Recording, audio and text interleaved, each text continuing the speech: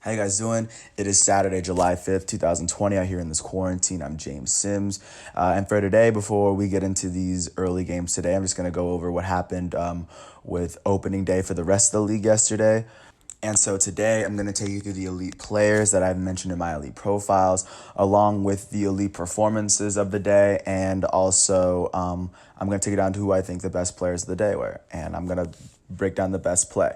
So to start off, the first game of the day yesterday, the Jacob deGrom and the New York Mets hosted Mike Soroka and the Atlanta Braves in an elite pitching matchup. On the Braves side, elite starting pitcher Mike Soroka finished with 6 innings pitched, allowing 4 hits, striking out 3 with 69 pitches, and like I said, in 6 innings.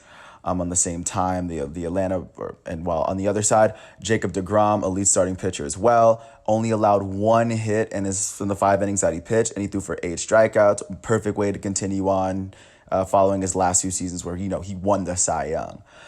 Going into hitting, I mean, like I said, it was 1-0 at the end of the day. The Mets were the only run the Mets were able to score was off of a Yoenis Cespedes home run against Chris Martin. Seth Lugo came away with the win. Chris Martin with the loss. For the Braves, elite outfielder Ronald Acuna Jr. finished 1 for 4 with 3 strikeouts.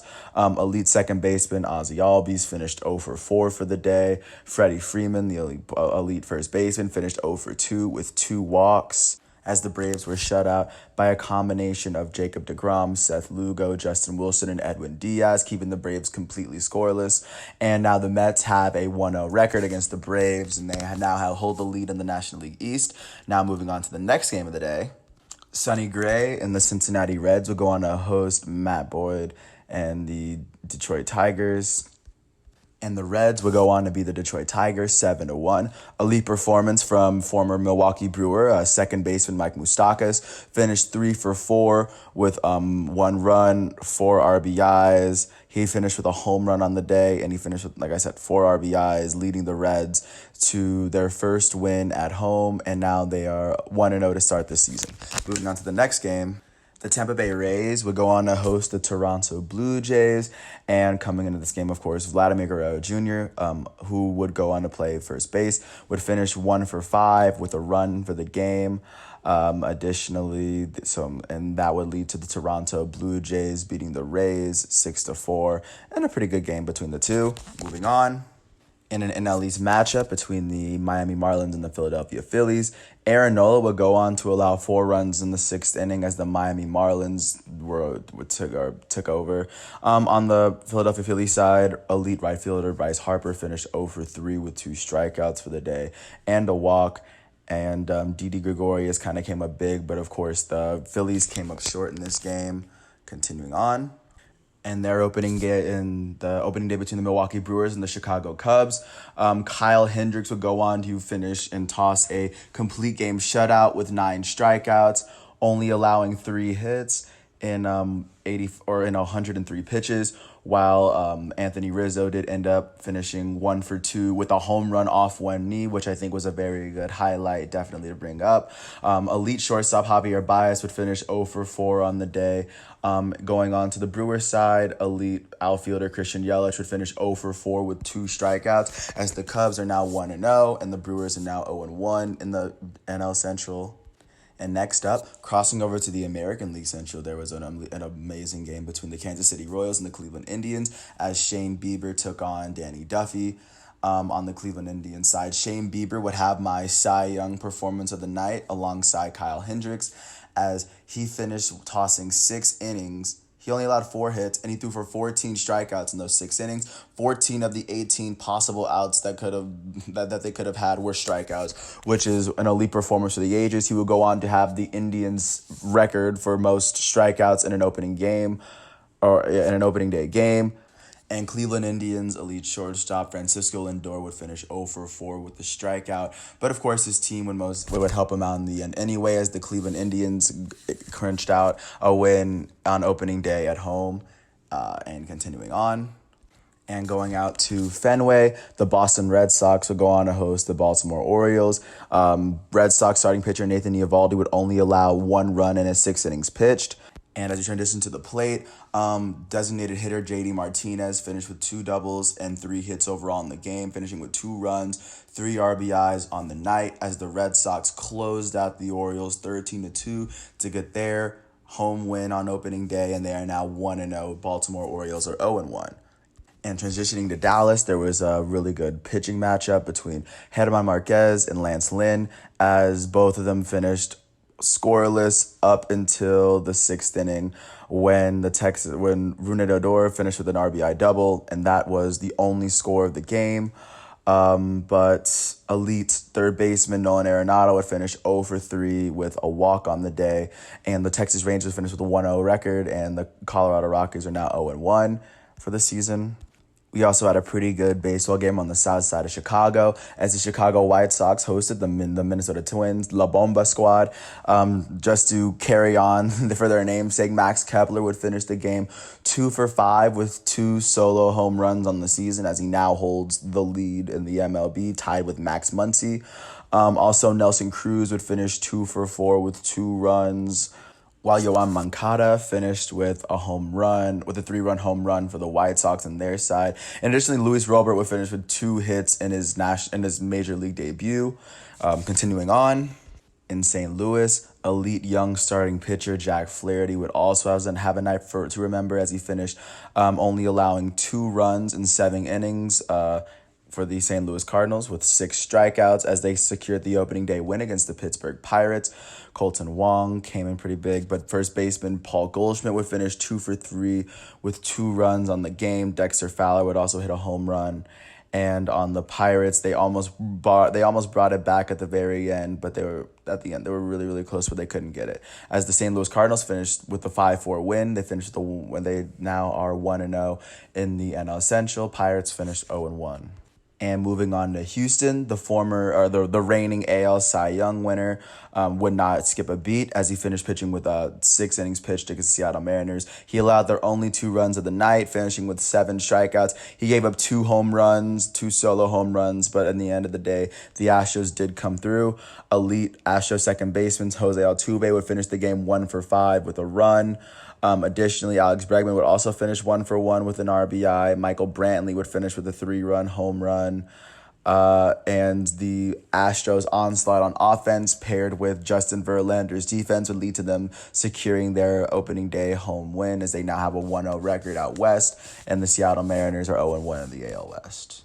Staying out west, but switching to the National League, the San Diego Padres would go on to host the Arizona Diamondbacks, and there would be an elite performance from young starting pitcher Chris Paddock, and this would be his first opening day start for the San Diego Padres. In the 6 innings he pitched, he only allowed 4 hits and strike out 4, as the Padres were able to build a lead and they were able to give him the win. Elite shortstop Fernando Tatis would finish 1 for 4 with 2 runs on the night. Additionally, Manny Machado, their elite third baseman, would finish 1 for 4. But the elite performance of the night and the player that I gave the MVP to was Eric Hosmer, as he finished 3 for 4 with 2 base clearing doubles when they were loaded, and he finished with 6 of the 7 RBIs on the night went to him, and he had the best performance, I believe, of the night. And there were 2 players with 2 home runs, but Eric Hosmer came big in the moments where he was expected to, and he delivered.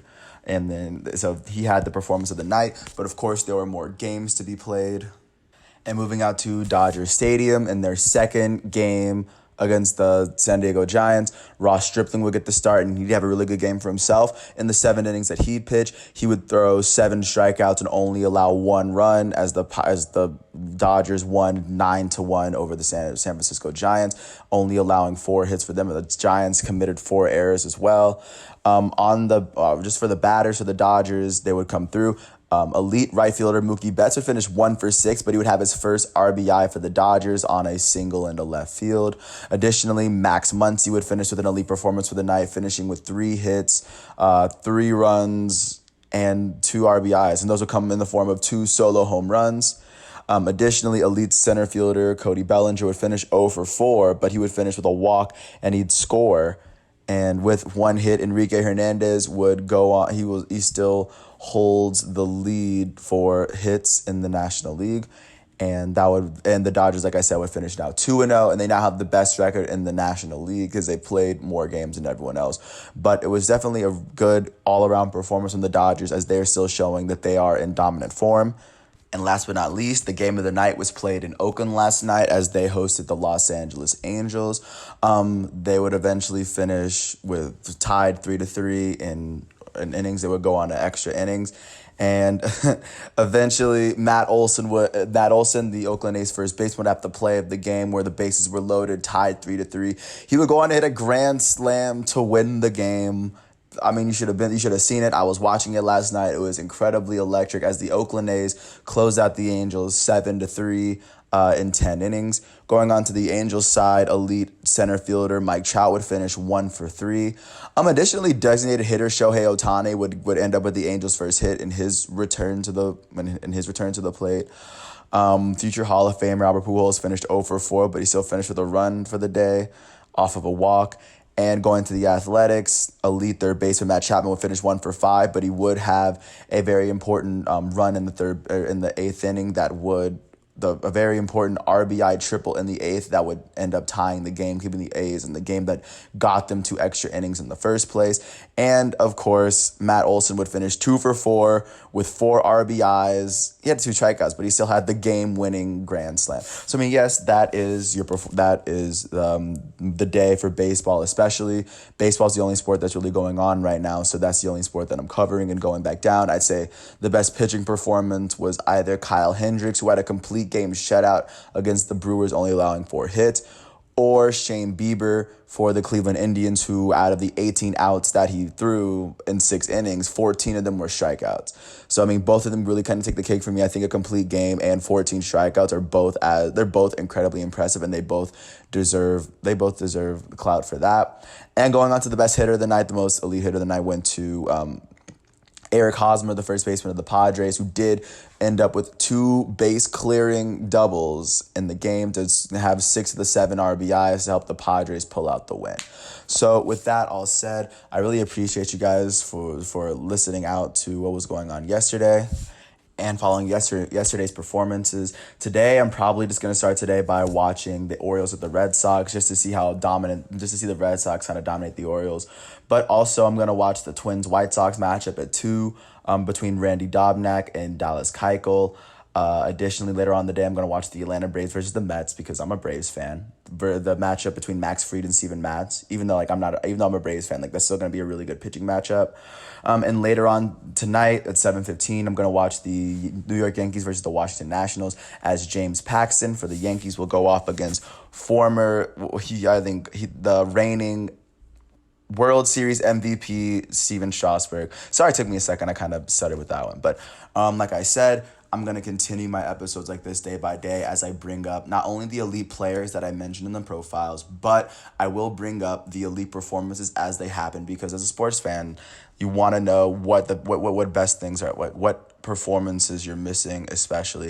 And I'm going to try to keep track with that day by day as I run down the scores, and every day I'm going to try to bring you the best, especially in baseball. I'm going to give you the best pitching performance, the best hitting performance. Now that there's designated hitters in both leagues, now they're completely separated.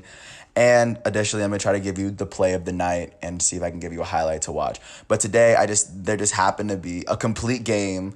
A complete game shutout, I'm sorry. There happened to be a 14 strikeout performance, a 6 RBI performance, and 2 hits. And also, there just happened to be a walk-off grand slam last night. I think yesterday was an amazing and elite day of baseball as well. I think it's always good to mention, but for this to be the second episode on the second day, I'm glad that baseball turned out like that the second day. I'm glad baseball's back, and I can't wait until we get back into the full mix of sports. But without further ado, I really appreciate you for hearing me out, for listening to my piece. And peace out. I wish you guys all the best, and I hope you guys enjoy your Saturday baseball.